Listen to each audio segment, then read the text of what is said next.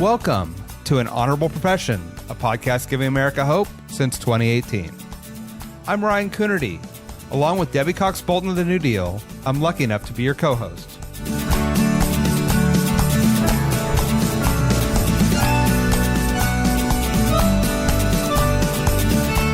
An Honorable Profession is a New Deal Leaders podcast. The New Deal is an organization that supports the next generation of American leaders. From attorneys generals to state senators to mayors to school board members, these are the people that are pushing policies and politics that will respond to climate change, rebuild our economy, address racial injustice, and restore our democracy. These are incredibly talented people who have dedicated themselves to public service when their country and their communities need it the most. Check out newdealleaders.org to see what I'm talking about. I'm your co-host, Debbie Cox Bultan, and today we continue with our special Freedoms at Stake election series with Ellen Kurz, founder and president of iVote. Now in their 10th year, iVote works to elect pro-voting secretaries of state and enact pro-voting reform. I talked with Ellen about the critical role secretaries of state play in our democracy, what it looks like if an election denier should win office, and the battleground states iVote is prioritizing. We also talked about how low information and disinformation are affecting these races across the country, and about what measures like automatic voter registration and early voting can help ensure that every eligible citizen is able to vote. All right, Ellen Kurz, welcome to An Honorable Profession. Thanks for having me. I'm so excited to talk to you. So many eyes are on state and local races in general and secretaries of state races in particular. But maybe just starting with, for our audience's knowledge, you are, as I mentioned in the intro, president of iVote. Can you just tell us a little bit about what iVote does? Yes, I'm the founder and president of iVote, which is a national organization that runs campaigns for voting rights. So our particular wheelhouse of expertise has been running and winning Secretary of State races.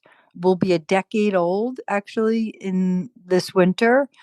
And also working on measures, most importantly, like automatic voter registration, passing that increase participation in elections. When we formed in 2013/14, we wanted to go on the offense for measures and leaders that supported the idea that what if everyone voted, that every eligible citizen should be able to vote. We base all our strategy and work around effective leaders and effective reforms in voting that we can run campaigns for that would make a change in the country. Yeah. And I want to come back to the point that you just made about founding this a decade ago, when for many people, this is something that they're more recently focused on. But I want to start with a different question, which is, what should people understand about secretaries of states in terms of what they do and why it's important? So I could take up the whole half an hour with that, but I won't. Fair enough. So secretaries of state oversee elections, but they have authority to do things if they're not doing it the right way, like purge registration rolls, or they have authority over certain things that really impact how many people get to vote.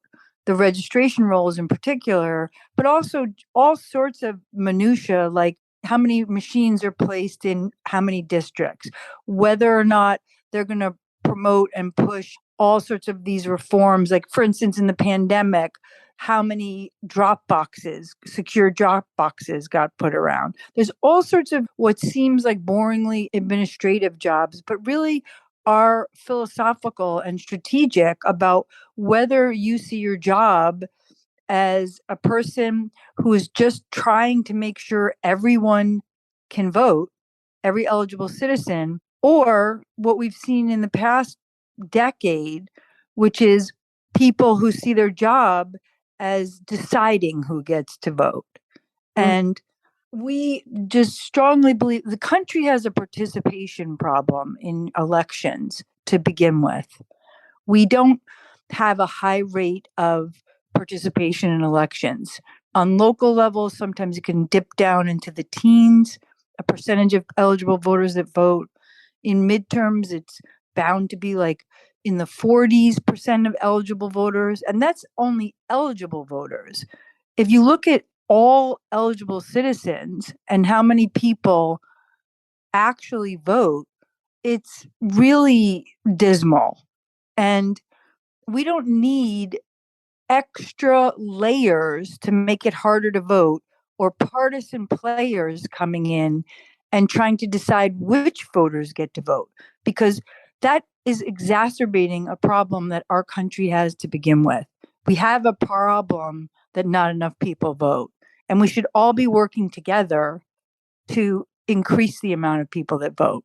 Yeah, for all of the attacks, more just high profile, I guess I could say, attacks on democracy that we've seen in recent years and with the 2020 election for sure. And I want to come back to this idea that, as you mentioned, you're almost a decade old. Again, obviously January 6th and all of what happened surrounding the 2020 election gave people a better understanding about just how fragile our democracy is and what's at stake. Tell me why you 10 years ago kind of saw this as a critical place for you to be working on. What prompted you to found iVote? Well, I have a decades long of experience in working on campaigns and causes too, but a lot of campaigns for people who ran for president, Congress, and a few Senate. The part of the campaigns that I worked on was called Field, which is about organizing voters to vote. And, your entire job when you do that, whether you be a field organizer or as I rose to be national field director for the Democratic Party, your entire job is trying to motivate people to vote. So I got very interested in participation and the problem that we had in the country. Like, why is it that so many people who are so impacted by who's president, who's senator, or who's their congressman don't vote? And the answers are complex. People don't vote because they feel disconnected to the system. I won't write the book or read the book here today about why not enough US Americans don't vote, but it is a problem. And then when I saw, because we're never really going to be a real democracy or completely representative democracy unless everyone voted, which is why I'm for universal voting, which is basically a system that other countries have where you're required to vote. I'm for that. But anyway, after spending my life trying to motivate people to vote, around, I don't know the exact year, I started to notice in my work that members of the Republican Party were trying to stop certain people voting. Basically, they were trying to stop people from voting that they didn't think would vote for them. And it was pretty blatant when you were out there in the country, in states like Ohio, Michigan, states with Black populations where they were just wiping people off the registration rolls for bogus reasons and creating lines in inner city neighborhoods and all sorts of little techniques that made it harder to vote. People were starting to talk about it in the country. We took a look at it, and it was really happening a lot more commonly in some of the swing states, which later are the states that are important in presidential elections, because, as you know, presidential elections in this country are normally very close and can be won by a state or two. And so it seemed almost like a master strategy. And instead of just screaming, oh, this is voter suppression, we thought, why don't we do something about it? Why don't we go on the offense? There's all these things that you can do to increase voting. 10 years ago, automatic voter registration was not a thing. It had not been invented yet. Kate Brown from Oregon actually was the first person to pass automatic voter registration, which meant that the onus was on the government, not the citizen, to register to vote. And we saw a tremendous increase in turnout, because if you make it easier to register, you make it easier to vote. It's too much of a multi-step process. So we thought, let's start an organization that fought for laws like that, early vote, automatic voter registration, and also for secretaries of state who would promote laws like that. So in 2013, when we started iVote, there were no secretary of states that were Democratic in the country. None. That wasn't a coincidence. At the time, the Republican Party had targeted these offices as a way, like I keep saying, it sounds awful, but it actually is. They were using the office to stop certain people from voting. And we believe, and all the people that we support running for this office, the pro-voting secretaries of state, we believe that every eligible citizen, whether they be Democrat, Independent, or Republican, should be able to vote, and it should be easy. There should be no interference in that, really. That actually a job of a good Secretary of State, and I'll give an example, Jocelyn Benson, is to increase participation. So after Jocelyn Benson won in Michigan in 2018, she went and visited the 99 precincts in her state that had the lowest participation to actually analyze and do a deep dive into why their people weren't participating, and tried to figure that out, solve that problem, and tried to address the problem of low participation with her office, the powers of her office. So it's not just that we're involved in campaigns for Secretary of State way before this entire idea of election denying candidates came out, which is what woke the public up. I know I'm talking forever, but I'm so, so, so passionate about voting. Yeah, no, I love it. I love it. And I do want to just, to the point you're kind of getting to, which is about kind of where we find ourselves today. Obviously, you may know Jocelyn Benson is also a New Deal leader. She heads our democracy project as well, co-chairs it. And, we have a number of Secretary of States among New Deal ranks, including Steve Simon in Minnesota, and hopefully to be Adrian Fontes in Arizona. I know those are some of the states that you're targeting. Tell us a little about kind of your strategy this cycle and where you're spending your resources and kind of what you're watching. Well, we would love to be involved in every Secretary of State race in the country, but we're not the Democratic Party. We're an outside group, and we don't have an endless amount of resources. So we have to be very strategic with our resources, which are not nothing. Our budget was $15 million, but we're not able with that budget to go everywhere in the country. We are a pronounced swing state Secretary of State organization. We have said that from the beginning. So we are trying to work in every swing state in the country just because it happens to have more impact. So this cycle, we targeted 5 states to begin with: Georgia, Nevada, Arizona, Michigan, and Minnesota. We've really focused our resources, because we needed a lot of resources, on Michigan, Arizona, and Minnesota in terms of full-fledged campaign. We've done lots of things all over the country to help all sorts of secretaries of state and all sorts of voting rights groups, but our main focus now are those states. If you have to be strategic, if you're doing something nationally because you don't have endless resources, you try to go where there would be the most impact, where there is the most voter suppression, and in this case, in this cycle, where the most dangerous candidates that could win are. The candidates that are running against the Democratic candidates in the states that I mentioned are dangerous for democracy. That's just putting it mildly. If you don't believe the election results from a free and fair election in 2020, where our secretaries had to figure out how to make sure everyone could vote in a pandemic, and they did an incredible job.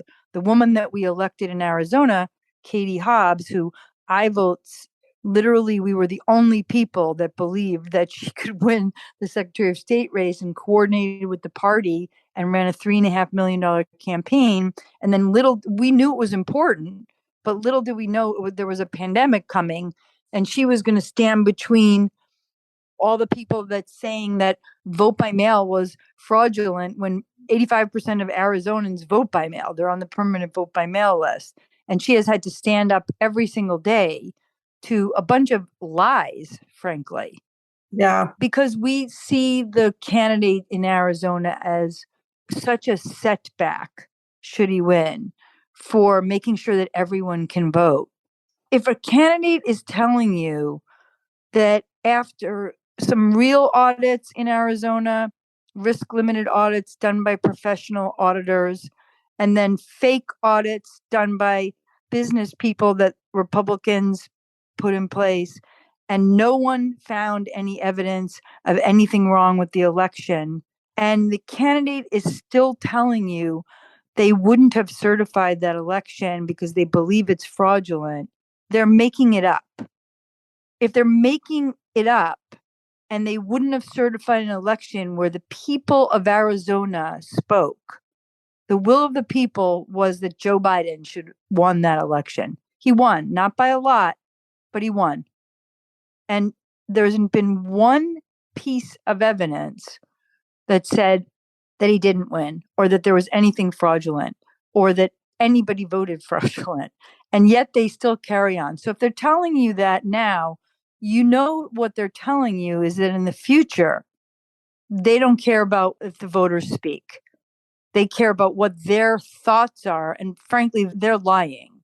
So they're not basing anything in fact. They're using their platforms for propaganda. And so that we feel is very dangerous, because you can't even have one election run by somebody that's not going to do it honestly.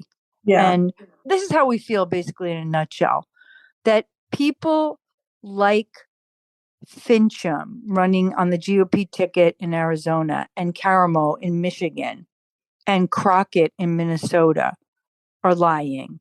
They're not telling the truth. It's propaganda. And we feel they'll stop at nothing to have their own party, their own partisanship take over. They don't care about the will of the people, the Constitution, or the law. So if they'll stop at nothing, we have to stop them. Yeah, I get that. And I'm curious because, I've heard you say, or seen you quoted as saying that, even one of these, as you're kind of saying right now, would really cause a constitutional crisis if even one of these election deniers was elected in one of these swing states. Just for people's awareness, what does it look like? You're painting the picture about what they believe and the concern, right? That, they will be people that don't believe that they're would certify, what was already a fair and honest election, could do something in that position. But what do you think it actually looks like if an election denier gets into office this time? And for, thinking about 2024, what would it look like? Well, they're telling us what it would look like. Fincham, he's the candidate in Arizona, just spent the last 2 years, even though, again, the state of Arizona did a risk limited audit with a professional audit company as part of their law. And then the Republican Party decided to do their own, what we're calling a fraudit, because it was not a real audit. And even they couldn't come up with anything. The results were legitimate. It was a free and fair election. And still, Fincham is saying it wasn't, and that he wouldn't have certified the vote. He's basically telling you what his platform would be for 2024 should he win. The voters will vote, and whoever wins will win. And if the candidate that is not in his party, that he didn't prefer, doesn't win more votes with the people, he will just not certify the results. This is a level of partisanship and danger that we've really never faced in the country before. People willing to promote a lie to curry favor with Trump, basically. Most of these people are 100% aware, I believe, that the election was free and fair and free. I mean, it's just not based in any sort of fact. So if we have a close presidential election in 2024, like we usually do, and it comes down to a state, one state, which it has many times, 2000, Florida, in 2004, it came down to Ohio. And the person running the election is not going to go by the will of the people, by who voted and what they voted for, but is going to just decide that they're going to install their party's person as the winner. That's a danger and a situation that we haven't ever faced in this country. And basically, this is all coming to a head like this, right? Like the last 2 years, which have been basically totally nuts and chaotic, would only get 1,000 times worse if one of these people win.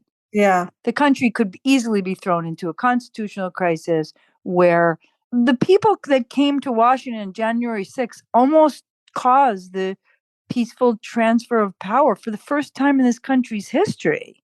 That's why Liz Cheney and the few Republicans that are willing to lose their seats in Congress and have spoken up are so alarmed. I mean, you couldn't ring the alarm bell hard enough right now. We have to stop these people and this idea that elections are to be manipulated for the and installing people that you want. We Yeah. have to stay with free and fair elections. We have to. We don't have anything if we don't have that. Well, and first, so obviously I'm completely on board and I believe everything you just said. And lots of people that I know and everybody that you know believes that too. These races are still tied, right? in a number of these states. Why is it? I've heard you say again something about if given that you don't think people are willingly voting for the disinformation is playing a role. Let me say that, right? What is it, and what do you think can be done about the fact that I would like to think that if that everyone wants free and fair elections, and that if you knew that you were voting for somebody who was out there saying, I don't care what the facts are, I'm just going to do what I think is right, that they wouldn't be voting for that person for Secretary of State. But that's like I said, the polls are these are the races that are close, that are tied in some states. Why is that, and what can we do about it? Well, first of all, we are doing something about it. So iVote is doing something about it, the organization that I lead, number one. Number two, mostly, even though it seems to us that everyone gets this and everyone is thinking about it, they're not. So people are not sitting around thinking about who runs their elections. More people are thinking about it than used to because of Trump trying to bribe Raffensperger and all the news media coverage. But it's still not something that's on the top of mind to most people.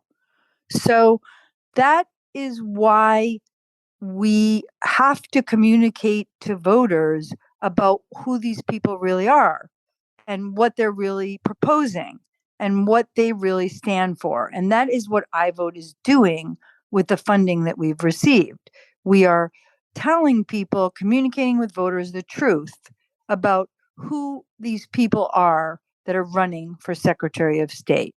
But you're also right in another regard, which is that, yes, once people are told all the facts and understand what the role of the Secretary of State is and what the positions of the candidates, more people, a majority of people, side with us. They think it should be disqualifying if you were part of the insurrection. They think that every eligible citizen should be able to vote. That's what democracy is, and let the chips fall where they may. Most Americans do believe in the value system that you expressed and that we're expressing, and in democracy. They do. But you're right. There's a lot of disinformation out there, and there's also like low information out there. Even though people, journalists, and people in politics are thinking about this every minute, everyone isn't thinking about this every minute. They're thinking about their life and their family. And we are trying to educate people about how important this office is and how important democracy is, and also to tell the truth about who's running and what their platform is. At iVote, we see a lot of our job as taking every dollar that comes in from a lot of the grassroots support that we got in the country, which we've done very well with grassroots donations. We consider those donations sacred because we know why people are giving us the money. And we try to spend every dollar on communicating with voters the choice that they have and the truth about the candidates. And we think if we can get that message out, and enough people are paying attention, that the side of democracy and voters picking their leaders rather than leaders picking their voters will prevail. Because you are right, most Americans do want that. It's just not every American is paying as close attention to this as you and I. Yeah, no, that makes sense.